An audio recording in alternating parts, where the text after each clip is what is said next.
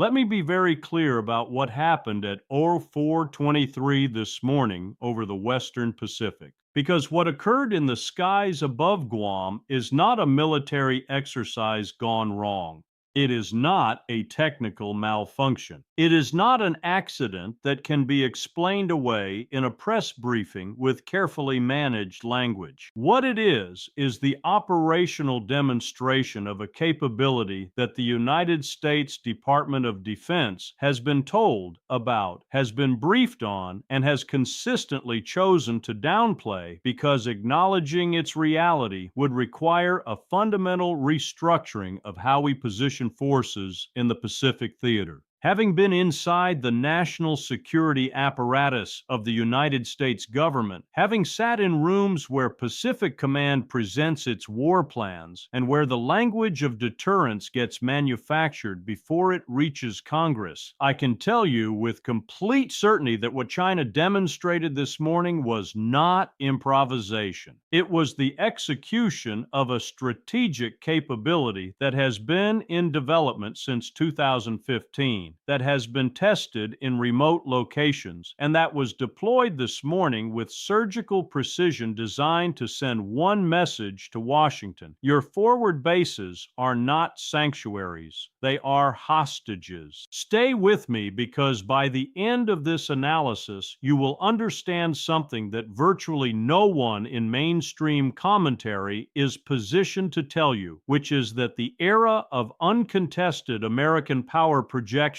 from fixed bases in the Western Pacific ended at 04:23 this morning. And what comes next will require a complete reimagining of how the United States thinks about its military presence in Asia. 50,000 personnel. That number needs to sit with you before I explain what it actually means. Andersen Air Force Base and Naval Base Guam House approximately 50,000 military personnel, contractors, and dependents at any given time. As of 04:23 this morning, every single one of those individuals is operating without reliable electrical power, without secure communications, without functioning radar systems, and without the integrated air defense network that makes Guam defensible against conventional attack. The electromagnetic pulse that swept across the island was not delivered by a nuclear detonation, which is what most people think of when they hear the term EMP. It was delivered by a high-altitude detonation of a specialized non-nuclear warhead carried by a DF-27 hypersonic glide vehicle that reached an altitude of 150 kilometers before detonating.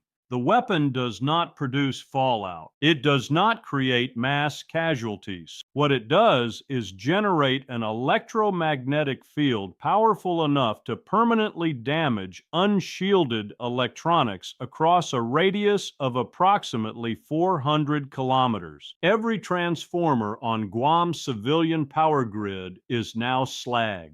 Every vehicle with computerized engine management systems is inoperable. Every aircraft on the ground at Andersen that was not specifically hardened against EMP effects, which is most of them, will require complete avionics replacement before they can fly again.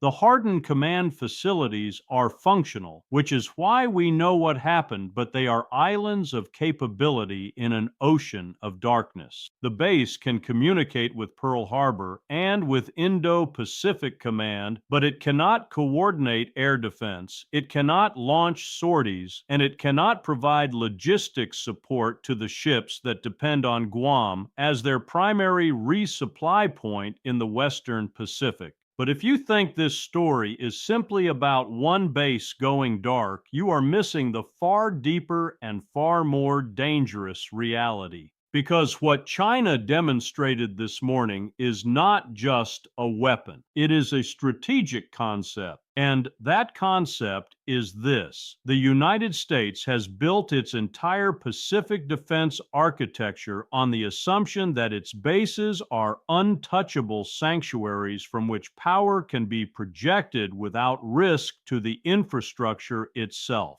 Guam has been the unsinkable aircraft carrier, the logistics hub, the bomber base, the submarine tender facility, the strategic reserve that makes American presence in the Western Pacific credible. Take Guam off the board without firing a shot that kills American personnel, and you have effectively pushed the American defensive perimeter back 3,800 kilometers to Hawaii. That is not a tactical setback. That is a strategic realignment. And the fact that China did this without nuclear weapons, without civilian casualties, without even destroying the physical infrastructure that can theoretically be rebuilt, is the most sophisticated element of the operation, because it removes every escalatory option that would justify an American nuclear response while achieving the strategic objective of neutralizing American forward presence. Most people stop here, and that is exactly why they miss what I am about to explain next. Because the question is not whether China has the technical capability to deliver an EMP strike, the question is why they chose to demonstrate it now, and what that demonstration reveals about the strategic calculus in Beijing. Having been inside the system, having watched how the People's Liberation Army approaches operational planning, I can tell you that China does not reveal capabilities unless the revelation serves a larger strategic purpose. This was not a warning shot. This was not posturing. This was a capability demonstration designed to fundamentally alter the strategic calculation of every military planner in the Pentagon and every political leader in Washington who still believes that American conventional superiority in the Pacific is guaranteed. The timing is not coincidental. This comes exactly 72 hours after the United States announced the deployment of the 3rd Marine Littoral Regiment to Okinawa, which represents the most significant enhancement of ground-based anti-ship capability in the first island chain since 1945.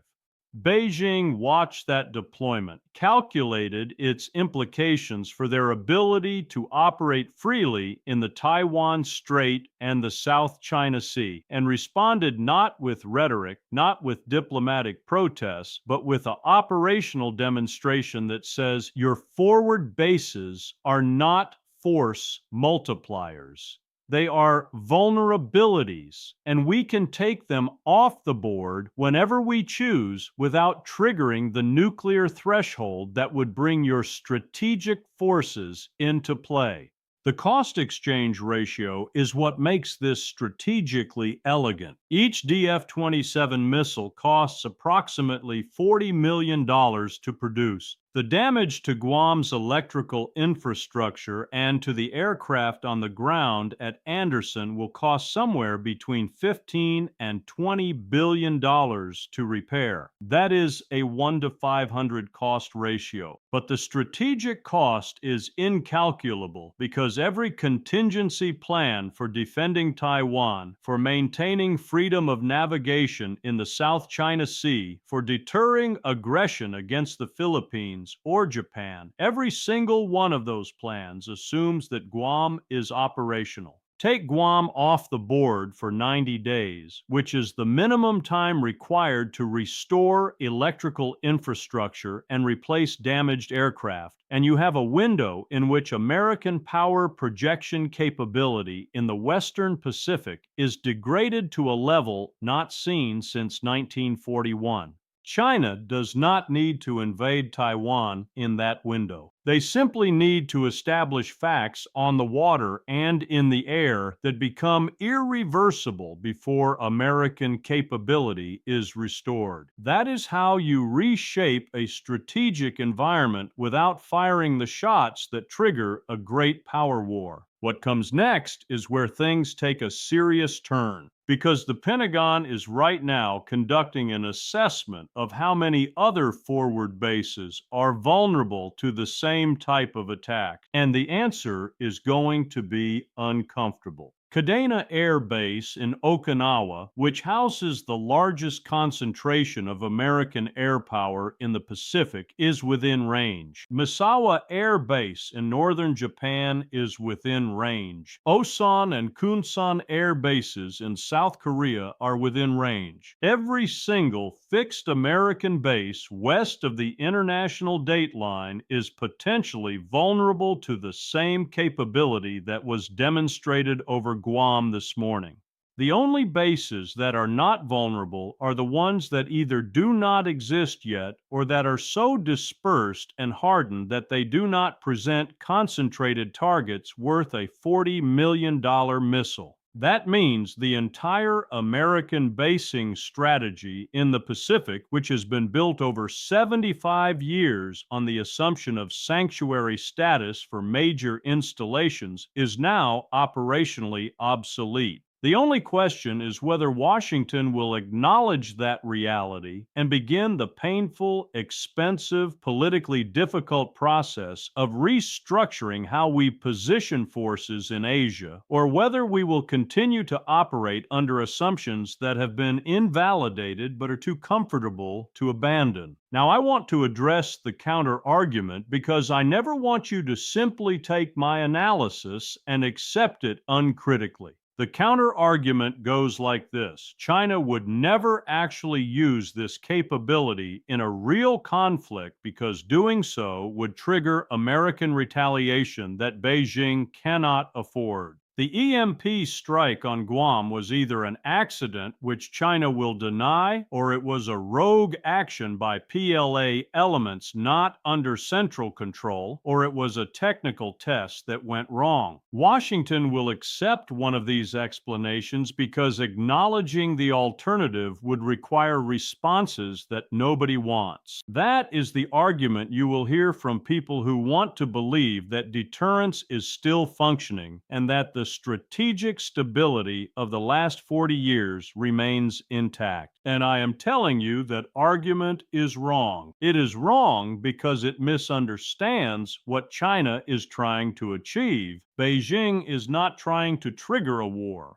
They are trying to establish a new strategic reality in which the United States understands that forward presence comes with costs that can be imposed at times and in ways of China's choosing. The EMP strike does not cross the threshold that would justify nuclear retaliation because no American personnel were killed. It does not even cross the threshold that would justify a conventional military response against the Chinese mainland because the target was a military installation, not civilian infrastructure, and because any American strike against China would trigger an escalation that makes the Guam blackout look like a negotiating tactic. What China has done is find the space between peace and war where strategic facts can be changed without triggering the responses that make those changes reversible. Stay with me because this next part changes everything. The vulnerability is not limited to the physical infrastructure on Guam. It extends to the strategic assumptions that have governed American thinking about how to fight a war in the Pacific.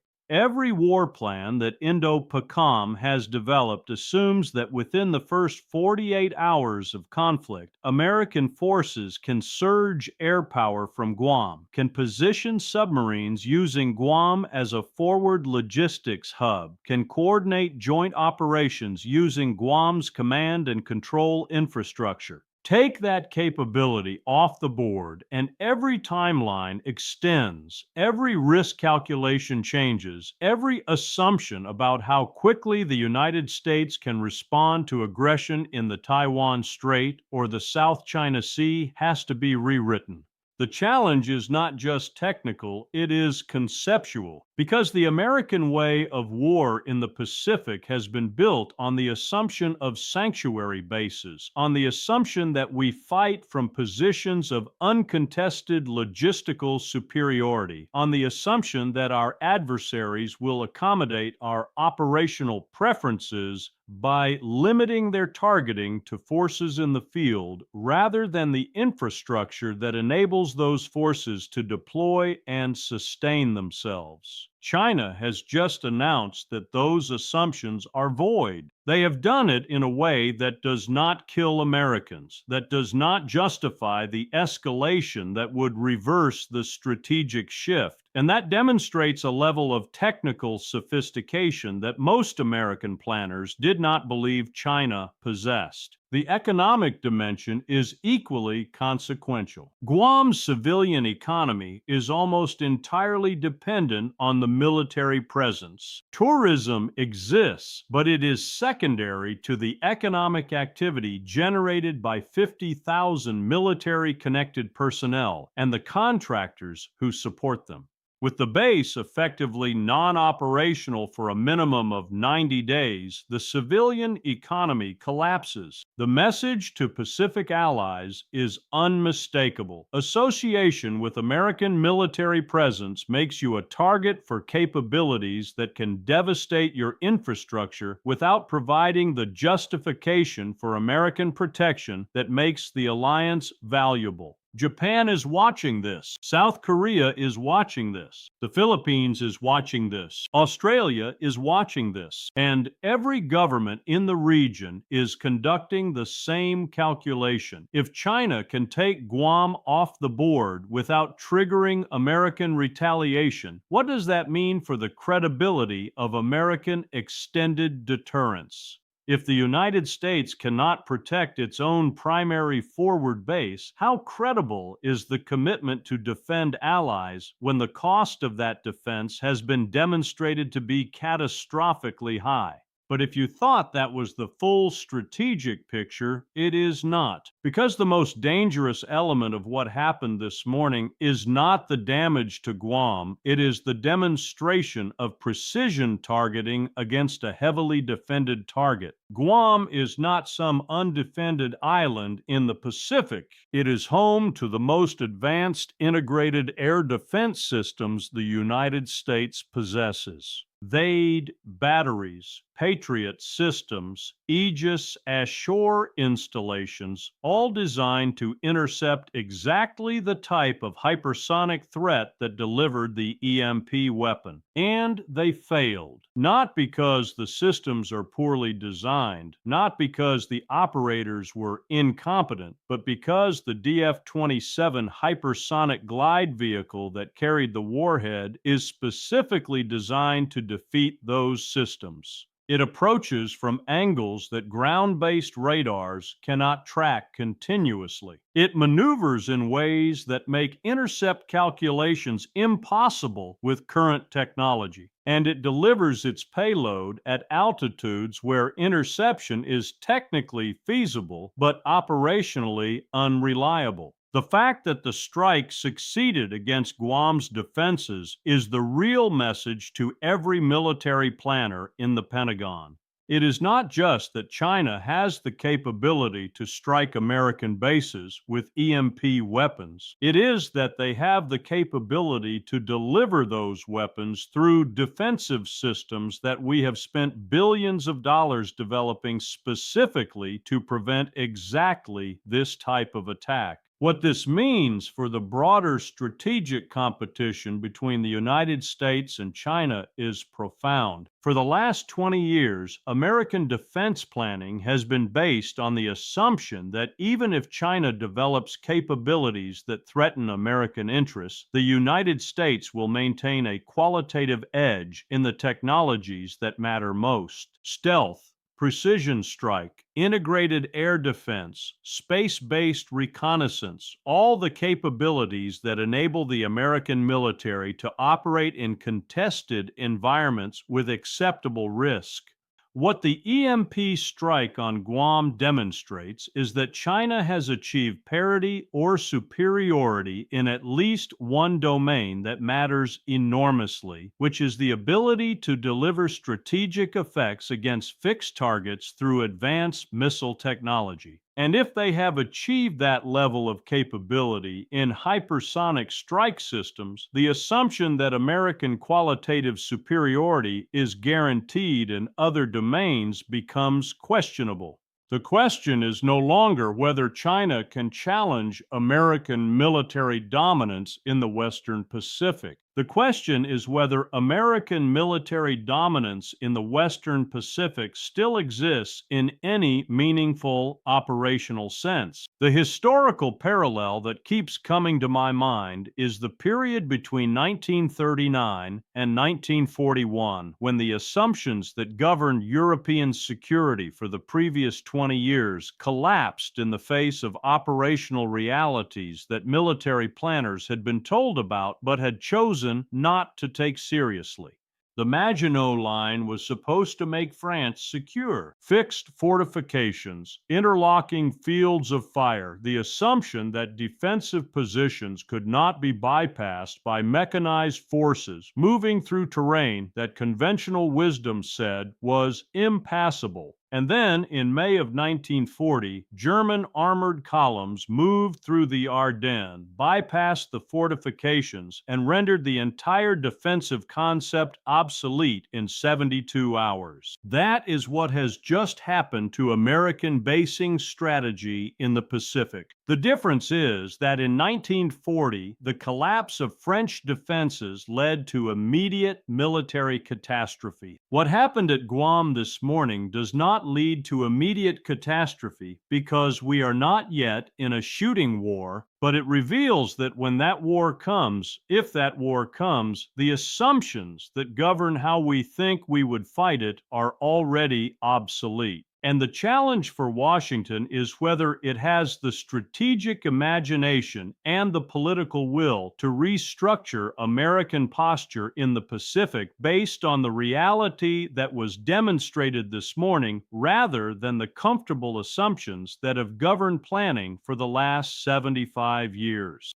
The decisions being made in the next 72 hours will determine whether the United States acknowledges this strategic reality and begins adapting, or whether we pretend this was an isolated incident. Accept whatever explanation allows us to avoid uncomfortable conclusions and continue operating under assumptions that our adversaries have already demonstrated are false. I have been waiting for Washington to find that realism for years, and I am not optimistic, because accepting what happened at Guam means accepting that the era of American conventional military dominance in the Pacific is over. It means accepting that forward bases are liabilities as much as they are assets. It means accepting that the next conflict in Asia, if it comes, will be fought under conditions that do not favor the American way of war. And those are conclusions that the defense establishment, that Congress, that the American public are not prepared to accept, which means we will likely continue down a path where we maintain expensive, vulnerable positions in the Western Pacific, while telling ourselves that deterrence is holding and that our adversaries would never dare to exploit the vulnerabilities that they have just demonstrated they can exploit whenever they choose. If this analysis has helped you see the full strategic picture that mainstream commentary cannot or will not reveal, then do something with it. Share this with anyone who needs to understand that what happened at Guam this morning was not a technical incident. It was a strategic inflection point. Subscribe if you are not already, because the people who are going to understand what comes next are the ones who refuse to accept the comfortable narratives that institutions provide when reality becomes too uncomfortable to acknowledge. Leave your thoughts below.